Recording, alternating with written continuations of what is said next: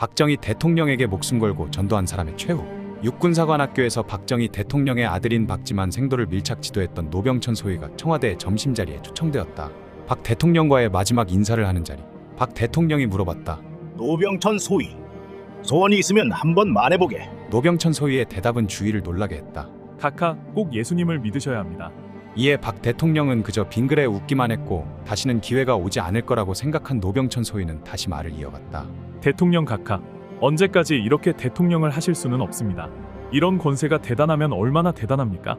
하나님께서 오늘 내 영혼을 데려가시면 어떻게 합니까? 대통령 카카. 이 당시 대통령 앞에서 이런 말을 한다는 것은 어쩌면 목숨을 걸고 하는 말이었을 것이다. 시간이 조금 흐르고 박 대통령이 답했다. 이 친구 끈질기구만. 그래, 대통령 맞으면 나가겠다. 노병천 장로는 이 내용을 박정희의 마지막 신앙 고백이라는 책에서 증언했다. 보배보다도 더 귀한 우리 동서대학교 청년 여러분, 그리고 이 영상을 보고 계시는 수많은 분들, 주님의 이름으로 축복합니다. 저는 두 차례에 걸쳐서 제 생애를 통해서 가장 어렵고 결정적인 순간에 만나 주셨던 하나님을 간증하고자 합니다. 말씀입니다. 마태복음 7장 7절, 구하라 그리하면 너희에게 주실 것이요, 찾으라 그리하면 찾을 것이요, 문을 두드리라 그리하면 너희에게 열릴 것이니. 우리가 어렵고 힘들 때마다 구하고 찾고 두드리면 반드시 하나님은 길을 열어주십니다. 마태복음 7장 11절입니다. 하늘에 계신 너희 아버지께서 구하는 자에게 좋은 것으로 주시지 않겠느냐. 그렇습니다. 좋은 것을 주십니다. 반드시 좋은 것을 주십니다. 그 좋은 것은 바로 성령입니다. 누가복음 11장 13절입니다. 구하는 자에게 성령을 주시지 않겠느냐. 우리 가운데 성령님이 강하게 역사하시면 모든 길이 열려버립니다. 여러분, 이런 믿음을 가지시기 바랍니다. 성령은요, 우리가 이 말씀대로 고린도전서 12장 3절 이하부터 성령으로 아니하고는 누구든지 예수를 주시라 할 수 없느니라. 우리가 예수님을 주님하고 부를 수 있는 것은 우리 속에 성령님이 계시기 때문에 가능한 것이거든요. 그러나 이 성령님을 잠시도 내 속에서 떠나보내지 않고 늘 충만하도록 우리는 기도해야 됩니다. 그리고 어렵고 힘든 일을 만날 때마다 절망하고 모든 걸 포기하지 말고 반드시 구하고 찾고 두드려서 좋으신 하나님, 우리 성령님께서 우리에게 주시는 지혜, 방법을 가지고 이 일을 해결하고 또 하나님의 기적을 맛보시기를 축복합니다. 영화 명량 보셨죠? 제가 이 명량 영화 만들 때 자문을 했습니다. 이 명량 해전은 정말 불가사의한 해전입니다.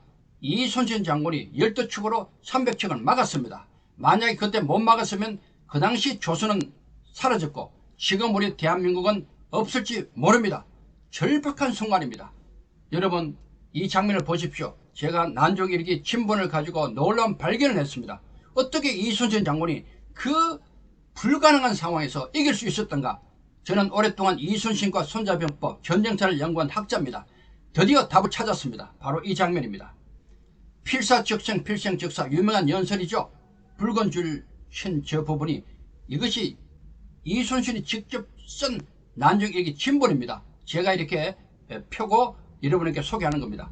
이 유명한 연설을 했어요. 명량해전 하루 전날. 그리고 놀라운 일이 생겼어요. 그날 밤에 신인이 나타났어요. 이순신 꿈에. 난종일기에는 7년 동안에 40번이나 꿈을 통해서 앞 일을 예시받는 놀라운 장면이 나오는데요. 그중에 가장 확실한 꿈이 여기서 나옵니다. 가장 절체절명의 순간에 바로 이 장면입니다. 신인, 어떻게 하면 이길 수 있을까? 어떻게 하면 나라를 구할 수 있을까? 그렇게 구하고 애타게 뒹굴었던 이순신의 그 심정 꿈속에 신인이 나타난 거예요. 그리고 이렇게 말합니다. 여차적 대첩이라. 이렇게 하라. 그리하면 크게 이긴다. 놀라운 장면입니다. 믿지 않는 사람은 이 장면을 보고 하늘이다, 하늘이 도왔다. 맞습니다.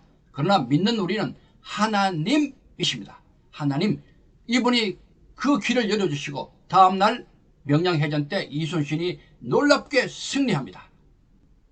이것을 두고요, 우리는 신인동형이라는 신학적 용어로 사용이 됩니다. 바로 신인, 하나님이 사람의 모습으로 나타난다는 거죠.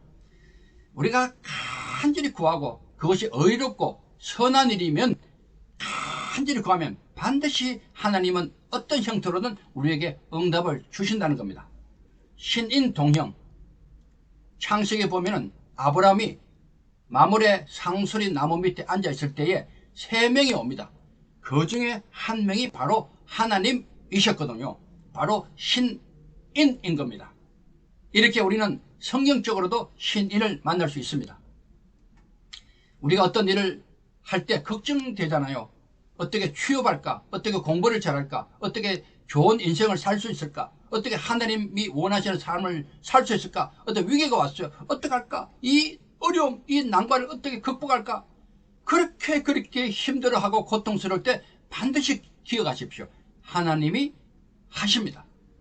그리고 그 일이 잘 이루어졌어요. 그러면은 내가 했다, 내가 잘했어 아니라 바로 하나님이 하셨습니다. 이 고백을 하시기 바라고요. 그리고 항상 하나님 감사합니다. 하나님 감사합니다. 우리가 세상을 떠날 때도 마지막 언어가 하나님 감사합니다. 이렇게 될 겁니다. 이 장면 보십시오. 제가 육군 사관학교 갈 때 수험표입니다.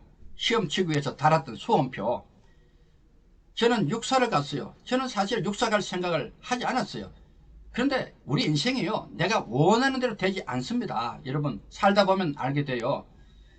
하나님이 목적을 갖고 계세요. 나를 향한 목적이 있다고요. 그래서 우리는 기도해야 돼요. 하나님, 제가 어떻게 살아야 됩니까?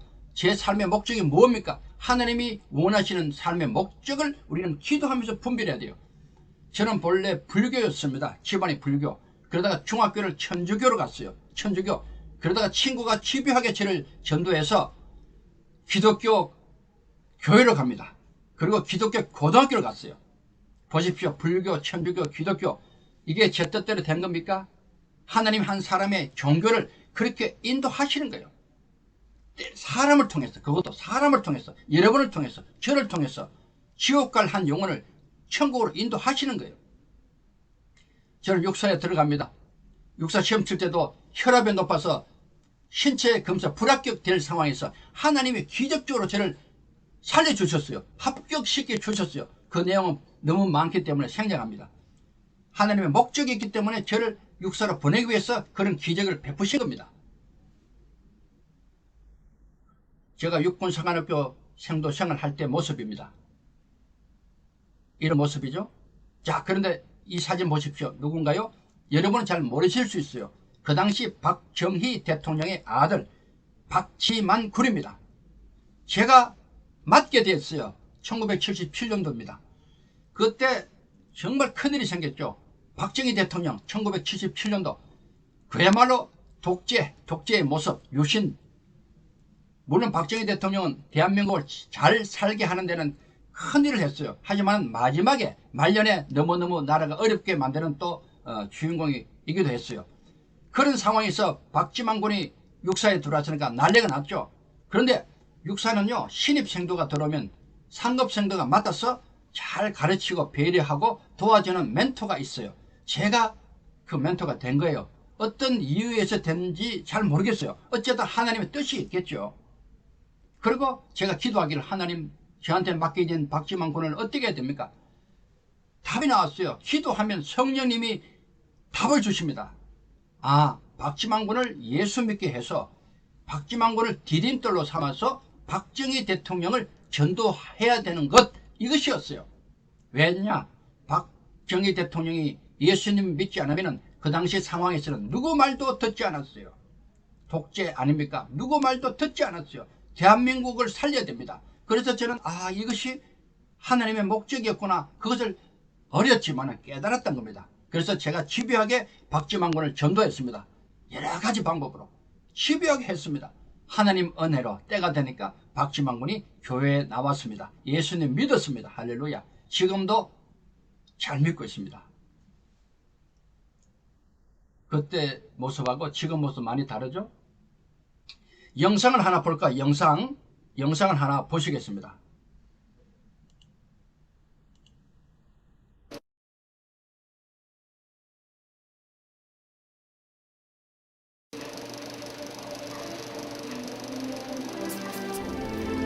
(1979년) 중앙정보부장 김재규의 저격으로 일명을 달리한 박정희 전 대통령. 그런데 그가 죽기 3개월 전 그에게 담대하게 복음을 전했던 한 젊은 네.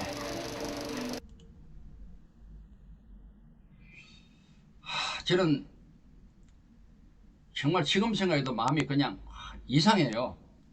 이렇게 이런 놀라운 일이 저를 통해서 일어났다는 자체가 저도 참 놀라운 그런 일인데 제가 말씀을 올리겠습니다. 이미 많은 곳에서 제가 간증을 했죠. 1979년 6월 30일 날 미국의 대통령 카터가 한미 정상회담하러 왔습니다. 온 목적이 분명해요. 공식적으로는 주한미군 철수하겠다, 박정희 대통령의 인권 문제를 다루겠다, 이거였어요. 그러나 카터가 그 심중에는 딴 생각이 있었어요. 대한민국을 살릴 수 있는 길은 박정희를 변화시키는 것인데 그 길은 유일하게 하나다. 예수 믿게 하는 것이다. 이것이었어요. 독실한 기독교 신자 아닙니까? 그래서 마지막 회담할 때 이제 헤어질 때요, 차를 마시면서 이런 말을 했어요. 대통령 각하, 예수님 믿으십시오. 이렇게 했대요. 그 말 듣자 박정희 대통령이 의자를 뒤로 획 돌렸답니다. 큰 결례죠, 결례. 카터가 실망하고 미국으로 돌아갔습니다. 사실 그동안 수많은 분들이, 특히 목사님들이 박정희 대통령에게 전도하기 위해서 얼마나 애썼습니까? 그런데 실패했거든요. 본래 박정희 대통령은 어릴 때 구미 상모교회에 6년이나 다녔던 본래 기독교였어요. 그러다가 주일학교 선생님한테 상처를 받고 교회를 떠났습니다. 여러분 조심해야 돼요. 교회에서 상처받으면 치유하기 어려울 때가 많아요. 그래서 평생을 예수님 소리만 들으면 다 배척하고 그랬던 거예요. 이 속에 악령이 들어온 거죠. 어떻게 보면 사탄의 영이 들어와 버린 거예요. 누가 얘기도 안 들었던 거예요.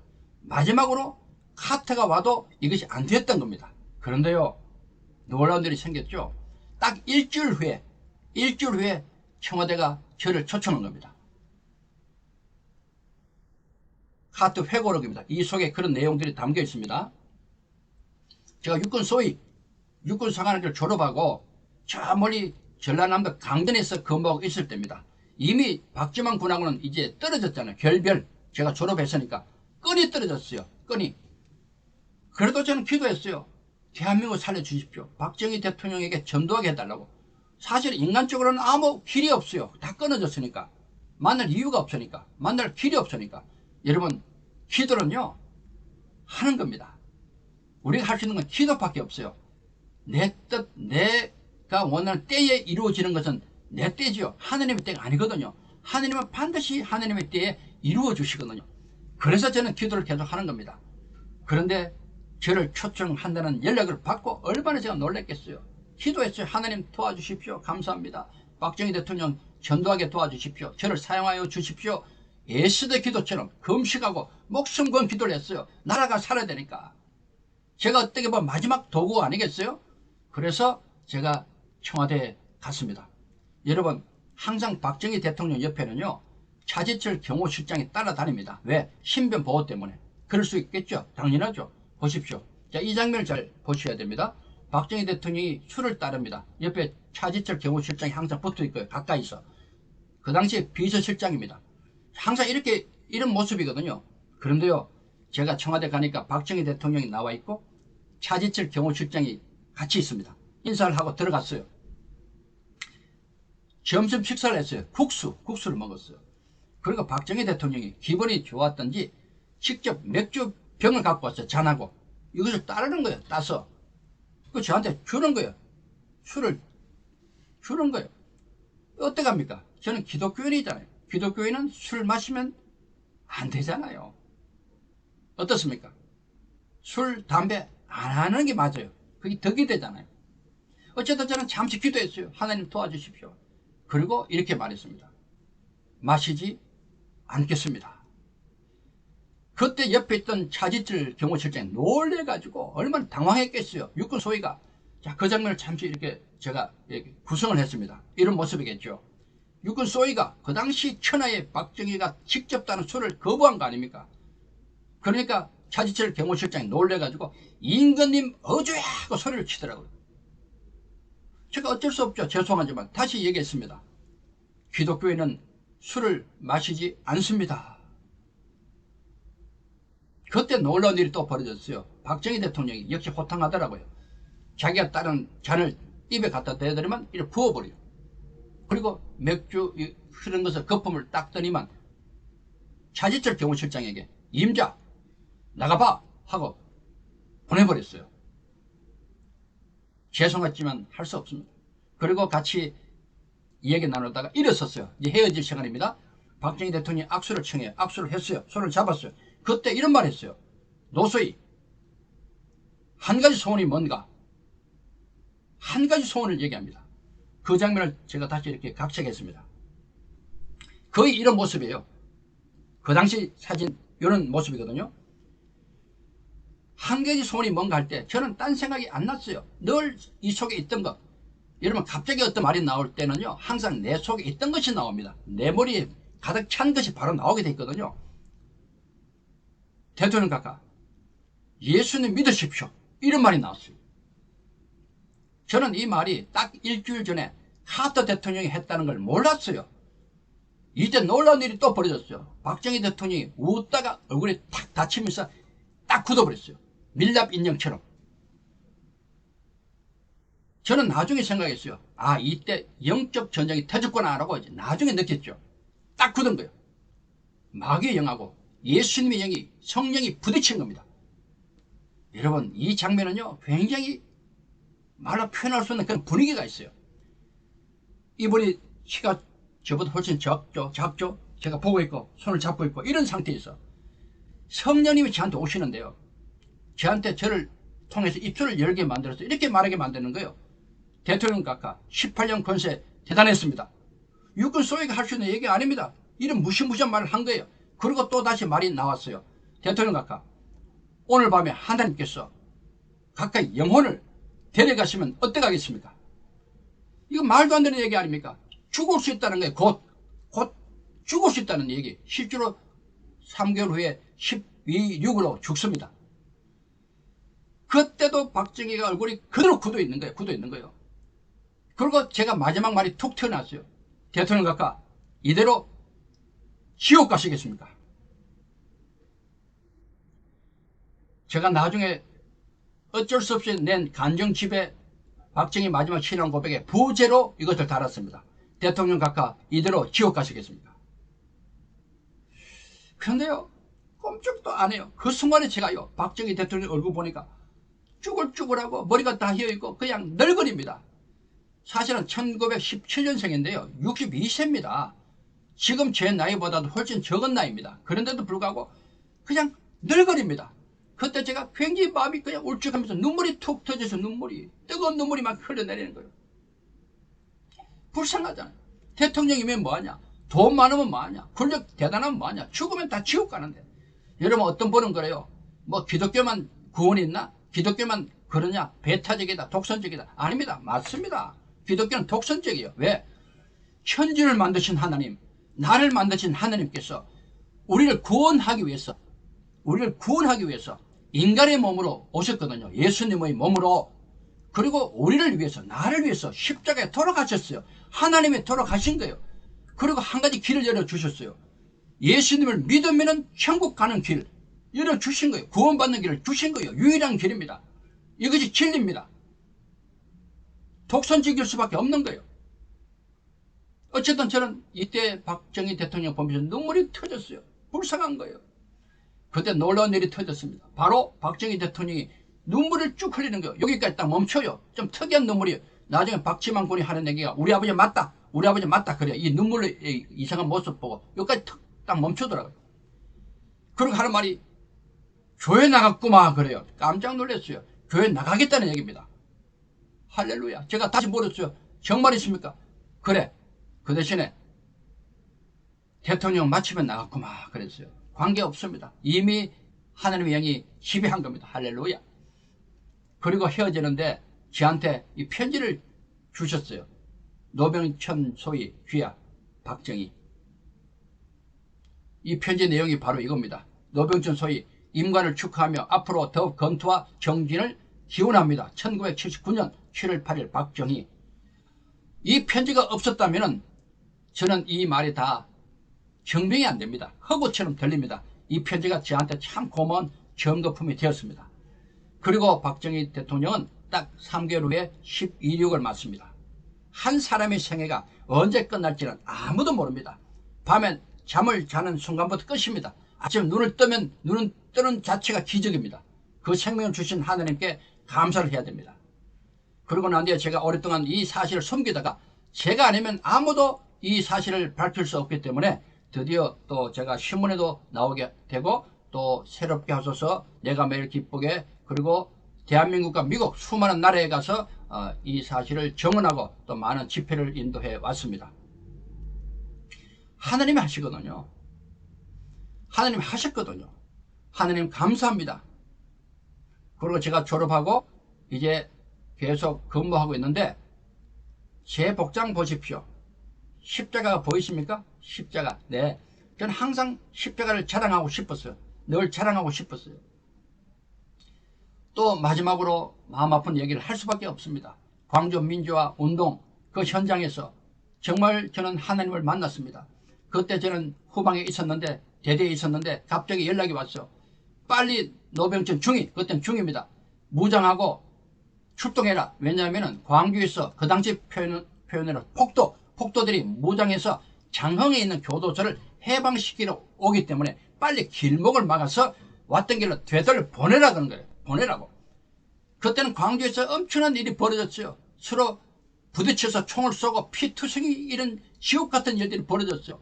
저는 차를 우리 병사들 다 태우니까 25명 총을 들고 가는데 너무 마음이 급한 거예요. 하나님 도와주십시오. 도와주십시오. 도와주십시오. 세 가지 기도를 드렸어요. 우리 오빠가 다 살려주십시오. 오는 저분들도 다 살려주십시오. 마지막으로 돌아가게 해주십시오. 이 기도를 한 거예요. 왜? 할 수밖에 없는 거예요. 그리고 현장에 도착했어요. 도착하니까 우리 병사들 다 모으고 마음이 급한 거예요. 어떻게 할까? 성령님 도와달라고. 우리가 어렵고 힘들고 방법이 안 나오면 성령님께 기도하는, 하나님께 기도하면 성령님이 도와줬어요. 그때 제 속에 나 혼자 막아야 되겠다. 같이 막으면 다 죽는다. 같이 부딪히면 다 죽을 수 있으니까 50명이 죽을 수 있다. 그 생각 드니까 병사들 다 모아놓고 너희들은 올라가라. 양쪽 언덕으로. 그리고 총을 들고 올라가서 두 가지 경우다. 내가 막다가 못 막아서 총을 맞으면 위에서 총을 쏴서 못 가게 막아라. 할 수 없잖아요. 두 번째, 내가 차에 그냥 확 치일 수 있다. 그리고 위에서 총을 쏴서 못 가게 막아라. 할 수 없잖아요. 올려보냈습니다. 우리 병사들 눈물 흘리면서 소대장 혼자 놔두고 가니까 올라갔어요. 그런데 한 명이 안 갑니다. 이 우영 상병 죽어도 같이 죽겠다는 거예요. 눈물을 막 흘리면서. 그 친구를 겨우 설득하고 보낼 때 제 복장이 이 복장이에요. 제가 대대 나올 때 복장입니다. 철모 벗어주고 총을 넘겨줬어요. 그리고 그 길에 손을 두고 기도합니다. 하나님 도와주십시오. 여러분 절박하고 힘들 때 기도할 수 있는 대상 있다는 건 너무너무 여러분 감사한 거예요. 너무 정말 힘들면 기도도 안 나옵니다. 너무 어려우면 기도도 안 나와요. 저는 눈을 감고 기도하면서 하나님 도와달라고 하는데 갑자기 무섭더라고요. 죽음이 가까이 오는 거. 여러분 마지막 순간에 꼭 죽을 때는요 사탄이 막 이렇게 들어오는 것 같아요. 시험하는 것 같아요. 두려움을 주는 것 같아요. 사탄이 와서 저한테요 이런 말을 하여 너 죽으면 지금 죽으면 지옥까지 이런 생각이 드는 거예요. 그때 제가 하늘 기도했어요. 그때 다시 성령님이 오시는데 괜찮아 너는 천국과 주님과 같이 있어. 이런 마음이 확 들어오는 거예요. 감사하죠. 여러분 누구나 마지막 때가 있습니다. 그때 여러분 이런 시험이 올 때 그냥 기도하십시오. 하나님 감사합니다. 하나님 감사합니다 하면 평강이 옵니다. 저는 그때 이걸 느꼈거든요. 그러다 갑자기 차가 제 앞에 왔어요. 불컥 섰어요. 놀랬죠. 저도 눈을 뜨니까 그 흙길에 먼지가 올라와서 차가 그냥 오다 서니까 이분들이 꼭 저런 모습이에요. 천정이 없는데 총을 들고 머리띠를 하고 있는데 다 이렇게 졸고 오다가 막 부딪히는 거예요. 차가 갑자기 서니까 저를 보더라면 막 소리쳐요. 저도 놀랬죠. 제가 얘기했습니다. 여러분 죄송합니다. 왔던 길로 돌아가 주십시오 하고 고개를 숙이니까 말을 안 듣잖아요. 그분들 다 왔잖아요. 목적지가 있잖아요. 다시 고개 숙였어요. 안 듣는 거예요. 다시 여러분 제발 돌아가 주십시오. 안 듣는 거예요. 그중에 한 분이 소리를 치어 쏴! 제가 깜짝 놀랐어요. 쏴라는 소리 우리 부하들이 생각났어요. 그래서 제가 이 얘기했어요. 여러분 저를 쏘아도 좋은데 같이 보십시다. 저도 못 봤거든요. 위로 보십시다 하고 같이 보니까 아니 세상에 우리 부하들이 양쪽에 14명씩 나눠져 가지고 총을 들고요. 수류탄 까고요. 벌벌벌 떨고 있는 거예요. 언제 쏠까 언제 쏠까. 깜짝 놀랐어요. 감사한 것은 우리 병사들이 너무너무 마음이 급해서 한 명이라도 총을 당겼다면 저는 죽었습니다. 현장에서. 그리고 그 현장은 전체가 표바다가 됐어요. 그런데 우리 하나님이 우리 젊은 청년들의 그 감정을 심장을 꽉 잡고 계셨던 거예요. 운전하시는 분이 고개를 내밀고 보시다가 깜짝 놀라고 차를 붕붕 빼더니만 왔던 길로 차를 돌려서 갔습니다. 저는 그 자리에 풀썩 주저앉았어요. 아무 생각이 없었어요. 하나님 감사합니다. 하나님 감사합니다. 여러분 믿음은요 기적을 일으켜줍니다. 믿지 않으면 아무 일도 일어나지 않아요. 우리 하나님을 믿을 때 확실히 믿어야 돼요. 믿으면 기적이 생겨요. 믿지 않고 의심하면 아무 일이 일어나지 않아요. 여러분 하나님은 살아 계십니다. 하나님을 믿기 바랍니다. 그것도 확실하게 믿기 바라요. 하나님이 하십니다. 하나님이 하셨습니다. 하나님 감사합니다. 여러분 성령님은 늘 우리와 함께 계시지만 우리가 구하고 찾고 두드릴 때 더 강하게 역사하셔서 우리가 어렵고 힘들고 도무지 길이 없을 때 반드시 성령님은 우리의 길을 열어주십니다. 방법과 지혜를 주십니다. 살아계신 하나님이 우리를 도우십니다. 절대 믿음을 가지시기 바랍니다. 믿어야 기적이 일어납니다. 할렐루야 감사합니다. 보배보다도 더 귀한 여러분 노병천 장로입니다. 간증 2부 시작하겠습니다. 말씀입니다. 이사야서 43장 21절입니다. 이 백성은 내가 나를 위하여 지었나니 나를 찬송하게 하려 함이니라. 우리가 왜 지어졌나요? 우리가 왜 이렇게 존재하나요? 하나입니다. 하나님을 찬송하게 하기 위해서입니다. 다시 말해 하나님께 영광을 돌리기 위해서 우리는 만들어졌습니다. 이 하나님이 창조하신 목적을 잃어서는 우리는 안 됩니다. 이것을 잊어서는 안 되는 거예요. 보통 우리가 이렇게 말합니다. 구원받고 천국 가는 것. 그것이 맞습니다. 당연히 구원받고 천국 가야죠. 그러나 더 중요한 것은 이 땅에 사는 동안에는 구원받고 천국 가는 것은 당연하지만은 항상 우선순위가 하나님을 찬송하는 겁니다. 하나님의 영광을 높이는 삶을 살아가는 것, 이것입니다. 그래서 모세는 출애굽기 33장 18절 이하에 주의 영광을 내게 보이소서 하고 외치고 있습니다. 주님의 영광, 항상 주님의 영광을 먼저 생각하는 모습이 아니겠습니까? 이 장면 보십시오. 네, 용감한 우리 군인 아저씨입니다. 특공부대입니다. 제가 1993년도 4년도 육군본부, 공군본부, 해군본부를 지키는 계룡대 특공대대장을 했습니다. 바로 이 모습이죠. 지금과 어떻습니까? 네.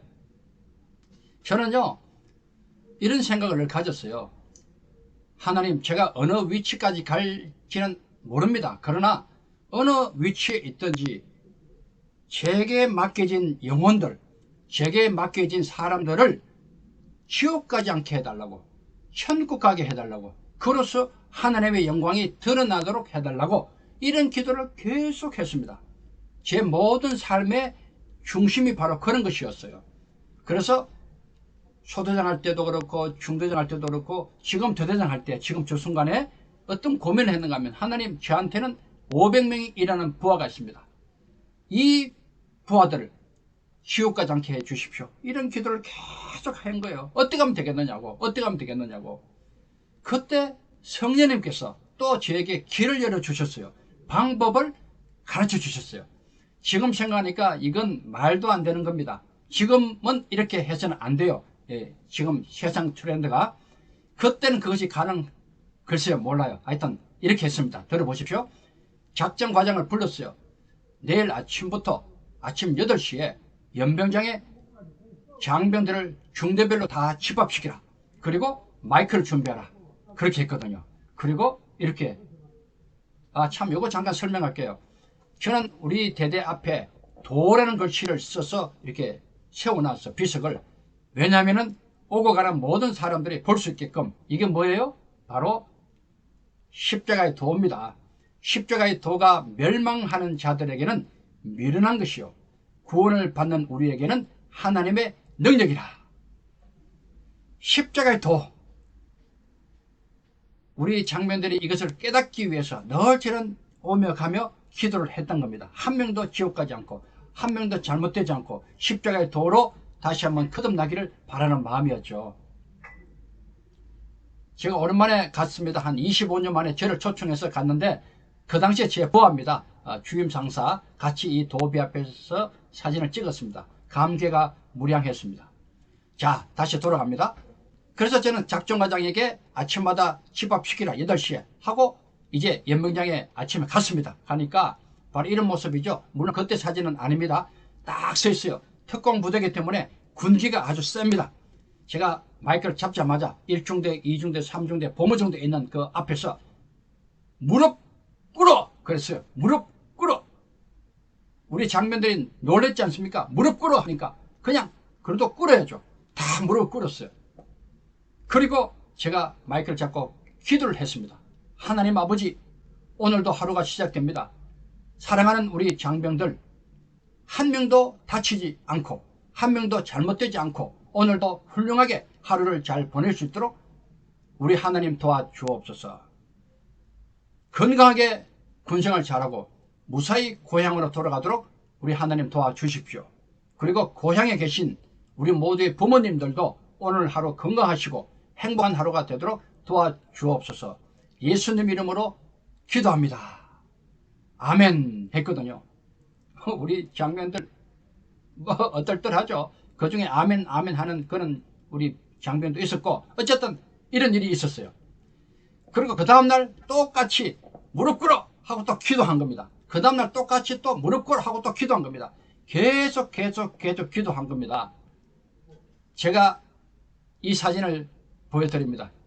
그 연병장입니다. 바로 이 연병장에서. 그런데요, 어떤 일이 생겼는가 하면 역시 제가 약간은 염려했는 대로 일이 생겼습니다. 유병소에서 전화가 왔어요. 대대장님, 법사님이 찾아왔다는 거예요. 육군본부를 책임지는 불교 책임자, 육군 중령, 법사. 제가 아차 싶었어요. 그렇지만은 기도했습니다. 하나님 도와주십시오. 이 일을 정말 잘 되게 도와달라고. 왜냐하면 뻔하거든요. 그 짧은 시간에 기도하고 법사가 이제 제 방으로 이제 들어온 겁니다. 오는데 여러분, 절대로요, 우리 믿는 자는 부딪히면 안 돼요. 덕이 안 됩니다. 같이 막 부딪히고 싸우면 절대로 좋지 않아요. 그래서 그럴 때일수록 더 온유하게, 더 따뜻하게, 더 양보하면서 배려하면서 대해주는 것, 이것이 우리 기독교인이 되어야 됩니다. 여러분 동의하시죠? 그것이 지혜입니다. 그래서 비둘기같이 지혜롭고 뱀같이, 비둘기같이 성결하고, 그렇죠? 예, 뱀같이 지혜로운 자가 되는 것이 바로 우리의 모습이 되어야 됩니다. 그래서 제가 기도하면서 이 법사님을 맞이했습니다. 부사님 어서 오십시오. 먼 길 오셨습니다. 멀지 않아요. 바로 앞에가 육군 본부이기 때문에. 그러나 말은 그렇게 하는 겁니다. 화가 잔뜩 나 있어요. 앉으십시오. 앉혔어요. 그리고 당번 보고, 당번 제일 좋은 차 준비해. 제일 좋은 차 해봐야 엽차 한 잔밖에 없었어요. 그러나 말은 그렇게 하는 거예요. 왜? 상대방을 이렇게 높이기 위해서, 대접해주기 위해서. 누구든지 자기를 중요한 존재라고 여기게 하면 그거보다 좋은 일이 없거든요.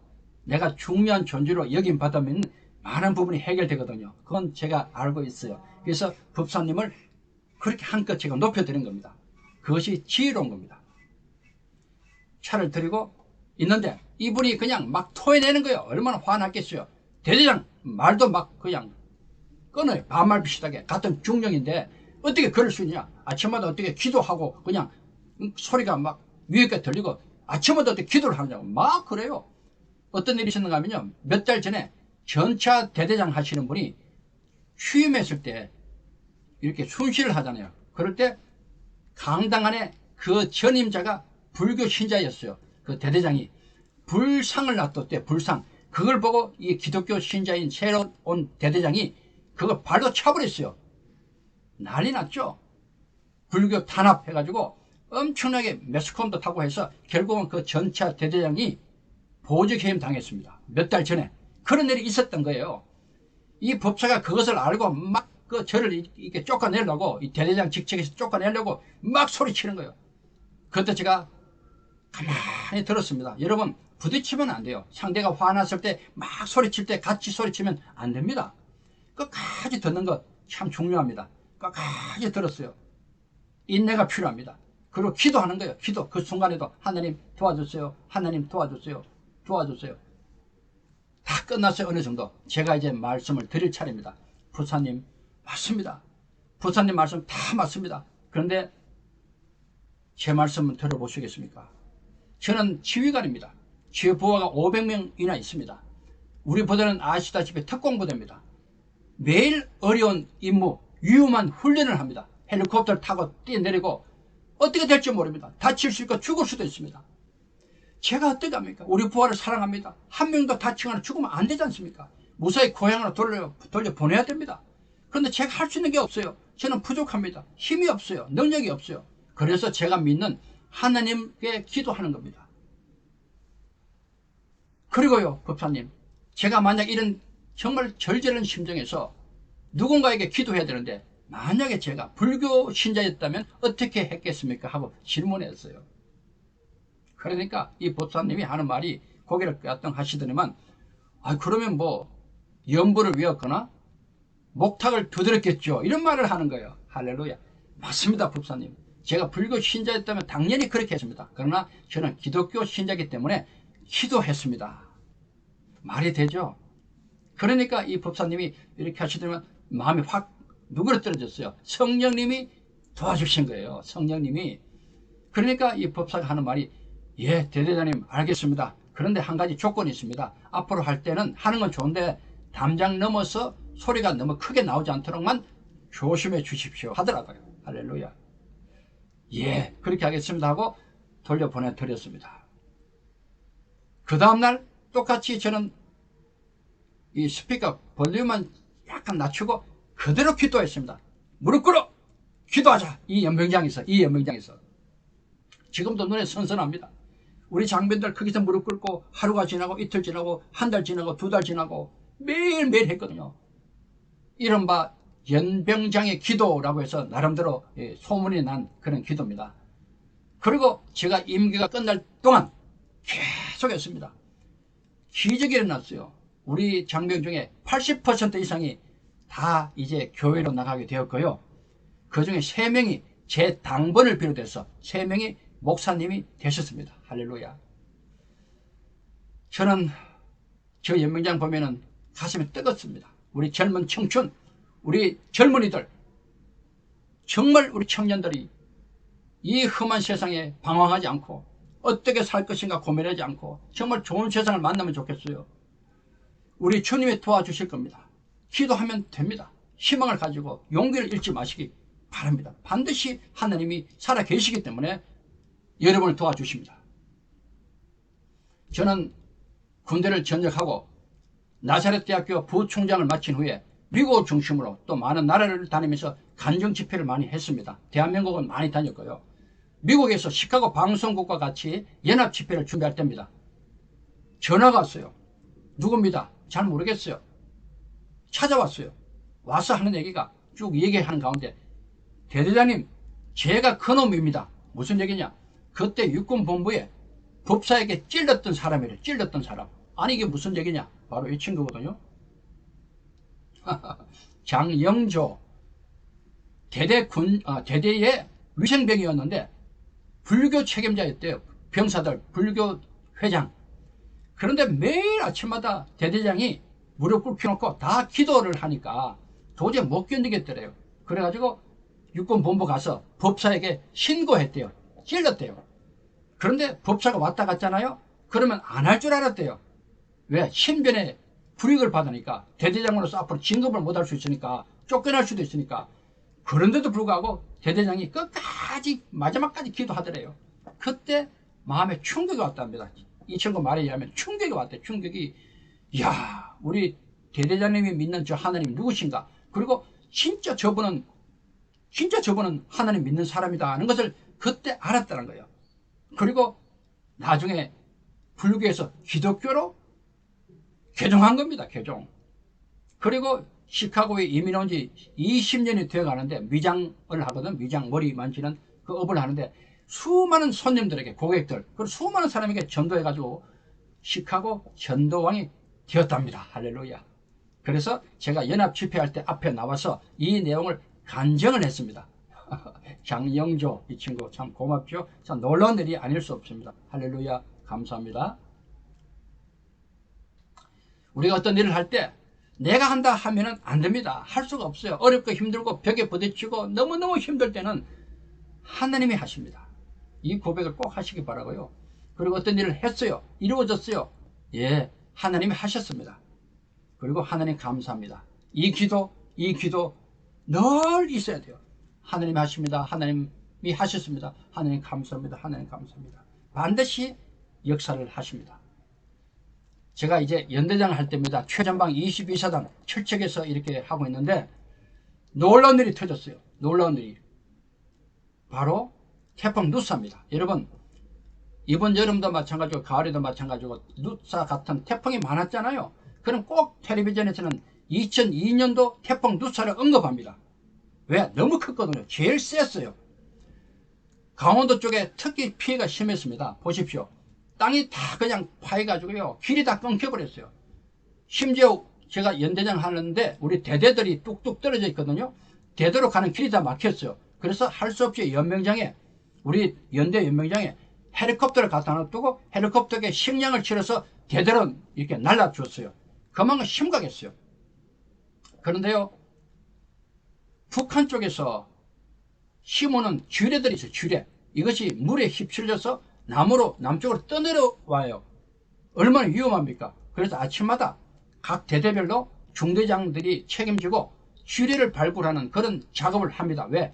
자칫 잘못하면 민간인이 큰 사고를 당하니까. 그렇지 않습니까? 그런데요, 보십시오. 우리 병사들 이제 전방 나가서 이렇게 작업하고 하는데 큰일이 생겼어요. 어느 날 점심시간에 작전과장이 뛰어옵니다. 땀을 빨빨 흘립니다. 연대장님 사고 났습니다. 왜 그러냐 하니까 쥐레가 터졌다는 거예요. 쥐레가. 얼마나 놀랐어요. 쥐레가 터졌으니까. 나중에 알고 보니까 바로 이 쥐레입니다. 발목 쥐레. 7중대장 김일동 대위가 철조망하고 바닷물 사이에 이것이 걸려 있었대요. 달랑달랑. 그냥 놔두면 이것이 흘러내려와 가지고 민간인이 이걸 건드리면 큰일 나잖아요. 그래서 이것을 안전한 곳에 옮기겠다고 그 달랑달랑 하는 그 물에 있는 이 쥐레, 발목 쥐레, 이걸 들고 나오다가 그만 가슴 여 위에서 터져버렸어요. 나중에 안 것이지만은 5m 정도 공중에 붕 날아가 떨어졌습니다. 이 작은 거지만요, 파편이 700개. 이 쥐레의 파편은 굉장히 날카로워요. 유리처럼. 살갗 안에 다 찢어버립니다. 피가 엄청납니다. 이런 일이 생긴 거예요. 깜짝 놀랐죠. 그래서 우리 연명장에 있는 헬리콥터 제가 뛰어갔죠. 조종사 불러. 조종사가 육군 준이었습니다.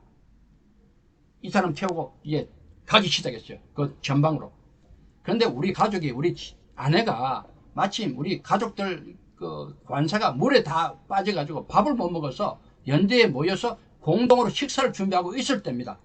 그때 우리 아내가, 제 아내가 이걸 듣고, 이 소식을 듣고 가족들을 전부 다 연대 교회, 베텔 교회에 집합시켰어요. 그리고 이 소식을 듣고 중대장, 젊은 중대장 살려달라고 하나님께 이 기도를 하기 시작했어요. 종교와 관계없죠. 여러분, 유일한 중보자는 우리 예수님 한 분이십니다. 그러나 두세 사람이 모여서 우리 하나님께 기도하면 반드시 거기 계신다고 했잖아요. 그래서 기도하는 겁니다. 우리는 모여서 기도하는 겁니다. 저는 헬기 타고 가고 있고요. 그런데요, No Flying Line 해가지고 NFL, 더 이상 들어갈 수 없는 라인이 있어요. 상부에 보고를 해야 돼요. 북쪽에 가까워 가니까. 이 조종사가 가지 않겠다는 거예요. 이제 보고가 안 됐으니까. 맞죠? 교정사가 맞아요. 그런데 제 마음이 그렇지 않잖아요. 빨리 가야 되잖아요. 한 시가 급하잖아요. 들어갑시다. 안 됩니다. 들어갑시다. 안 됩니다. 위에서 그냥 신강의를 하는 거예요. 위에 공조시에 떠가지고. 제가 특단의 결심했습니다. 여러분, 어쩔 수 없는 경우가 있잖아요. 구원청을 빼들었습니다. 그리고 들어가시오. 내 군생활 여기서 접겠어. 사실 저는 그런 마음이 있었어요. 저는 항상 제가 어떤 일을 하다가 그만둘 생각을 늘 하고 있어요. 왜? 그것이 주님이 원하시는 뜻이라면. 더 높이 올라가는 건 물론 저도 바라죠. 장군도 되고 싶고. 그러나 그것이 주님의 뜻이 아니면 저는 괜찮아요. 다 저는 주님의 주권을 받아들이는 그런 마음이 늘 있거든요. 그러니까 조종사가 들어갔어요. 앞으로 가서 보니까요, 저 밑에 보이는데 중대장이 피가 다 터져나가고요, 군의관이 마침 있어서 모든 헝겊조각 갖고 와서 위에 덮고 있는 거 덮고, 피가 다 그냥 터져가지고 온통에 피바다입니다. 아찔하더라고요. 내려서 제가 뛰어갔어요. 보니까 역시 그냥 그런 상태예요. 여러분, 이런 처참한 장면 인생에 있어서 안 보시기 바랍니다. 그 끝까지 트라우마로 남습니다. 제가 김일동 대위를 껴안고 헬기를 탔습니다. 기독교 신자입니다. 29되는 약혼녀가 있는 젊은 청년입니다. 앞결이 창창합니다. 이제 죽으려고 그럽니다. 너 주여 외쳐, 주여 외쳐. 의식을 잃으면 안 되잖아요. 그래서 이 친구가 주여, 주여 그러더라고요. 강릉 군인병원으로 헬기를 빼기 시작했어요. 계속 주의하다가 이제 목소리가 없어지는 거예요. 왜? 피를 너무 많이 흘려서 의식이 없어지는 겁니다. 강릉 군인병원에 도착하니까 미리 연락받은 군의관들이 다 나왔어요. 병원장하고 12명이. 보더니만 하는 말이, 연대장님 끝났습니다. 그래요. 끝났다는 거예요. 제가 봐도 끝난 것 같아요. 얼굴이 벌써 하얗게 피가 하나도 없는 것 같아요. 군의관들이 다 포기했어요. 저는 그때 마음속에 하나님 아닙니다. 살려주셔야 됩니다. 생명은 하나님 것입니다. 그래서 제가 이런 말 했어요. 당신들 함부로 말하지 마. 끝났다고 말하지 마. 그리고 빨리 다시 빼. 어디로? 강릉 아산병원, 민간병원이요. 정주영 회장이 세운 병원. 헬기를 빼려고 하니까 갑자기 이게 참 마음이 어떻게 그럴지 몰라요. 구름이 끼네, 구름이. 그 바쁜 시간에 헬기가 못 뜨는 거예요.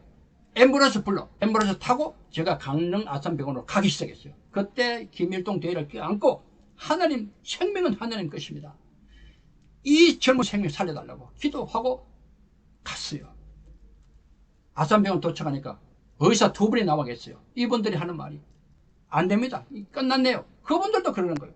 그때 제가 마음에, 아닙니다. 하나님이 살려주십니다 하고 밀어 넣어버렸어요. 책임자를 그냥 밀어 넣었어요. 그리고 응급실 앞에서 무릎 꿇고 기도하기 시작했어요. 하나님 기적을 보여주십시오. 하나님 기적을 보여주십시오. 죽은 자를 살리셨던 우리 하나님, 우리 예수님 도와주십시오. 막 기도했어요. 연대교회에서는 군인 가족들이 그렇게 울부짖고 기도하고 있고, 저는 그 응급실 앞에서 기도하고 있고. 여러분, 기도의 역사는 엄청납니다. 드디어 기적이 일어났죠. 새벽 3시에 살아났습니다. 김일동 대위가. 난리 났죠. 이런 기적이 어디 있어요. 죽었다가 다 얘기했어요. 아침에 담당 의사가 저보고, 연대장님 부모님을 좀 모셔오래요. 왜? 2팔을 잘라야 되는데, 2손을. 눈알이 하나 없어요. 달아났어요. 이 턱이 다 달아났어요. 배가 없어요. 배. 그리고 2팔이 덜렁덜렁 2손이 그래요. 잘라야 된대요. 급하게 불렀어요. 부모들이 와서 김일동 대회를 보더니만, 우리 자식 저렇게 살아도 사는 것이 아니다. 죽여달라고. 난립니다. 죽여달라고. 그럴 수 있어. 이해가 됩니다. 그래서 제가 얘기했어요. 당신들이 부모지만 이 생명은 하나님 거야. 그러면 안 됩니다. 혼을 내가면서 사인을 시켰어요. 그리고 2손이 날아갔습니다. 그리고 군에서는 안전사고라 해서 보고 올라갔어요. 왜? 잘못 만쳐가지고 터져가지고 사고가 났으니까 잘못했다는 거예요. 이 중대장이. 어떻게 보면 맞죠. 그러나 그렇지 않잖아요. 저는 너무 마음이 아팠어요. 이렇게 되면 이 청년 장교는 군에 와서 모든 명예를 다 잃어버리고, 불명예, 그리고 몸을 다 잃어버리고, 장래 미래도 다 잃어버리고 돌아가는 거예요. 저는 그것이 마음이 너무 아픈 거예요. 하나님 어떻게 해야 되냐고 또 기도했어요. 여러분 기도하십시오. 기도하시면 성령님이 도와주세요. 그래서 제 머릿속에 딱 떠오르는 것이 안 되겠다 해서 할 수 없이 어쩔 수 없이 규정을 어겨가면서 민간신문에 이 기사를 냈어요. 살신성인 김일동 대위. 난리가 났죠. 군에서는. 어떻게 그렇게 허가도 없이 외부의 신문에 냈느냐고 막 저를 핍박하기 시작했어요. 저는 각오했거든요. 까짓 나가지. 군대 안 한다. 나간다. 그런데 놀라운 일이 또 벌어졌어요. 하나님의 기적입니다. 김대중 대통령 그 당시에 신문을 보시고 아니 이런 장교가 있어 해가지고 특사를 보냈어요. 특사. 그리고 광복장 훈장을 수여하고 국가유공자증을 준 거예요. 세상에 할렐루야. 평생 먹고 살 길이 열린 겁니다. 지금도 제가 기억합니다. 그때 잠깐 이거 보실까요? 예, 신문 기사에 나왔던 내용들 중에 하나인데요. 보십시오. 김일동 대위 잘생겼잖아요. 병원에서요. 이 김일동 대위가 정복을 탁 차려입고 눈알이 하나 없잖아요. 의안을 끼웠어요. 그리고 색안경을 꼈어요. 깜짝 같았어요. 턱이 날아갔잖아요. 엉덩이 살을 붙였어요. 그리고 화장했어요. 깜짝 같더라고요. 그리고 두 손이 없는데 의수를 끼웠어요. 저보고 하는 얘기가 연대장님 돈을 달래. 돈을 주니까 돈을 세요. 그래서 하는 말이 연대장님 이제 걱정 없습니다. 돈도 셀 줄 알고 성경책도 넘길 수 있습니다. 아 세상에. 그래서 걱정이 없다는 거예요. 그 당시 의술이 참 놀랍더라고요.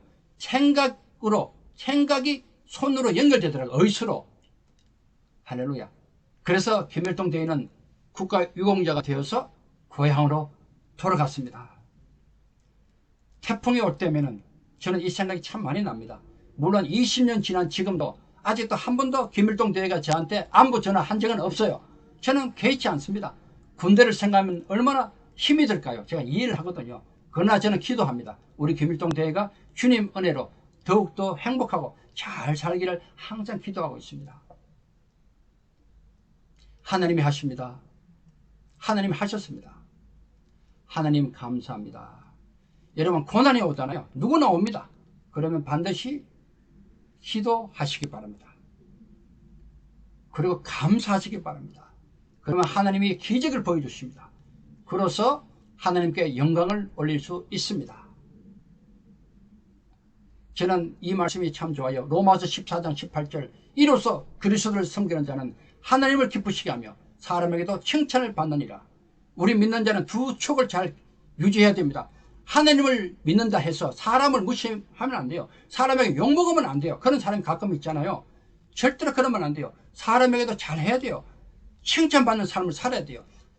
더 나아가서는 존경받는 삶까지 산다면 더 좋은 거예요. 그럴 때 하나님이 기뻐하시고 그를 통해서 하나님이 영광을 받아치는 겁니다. 두 촉 잊지 마십시오.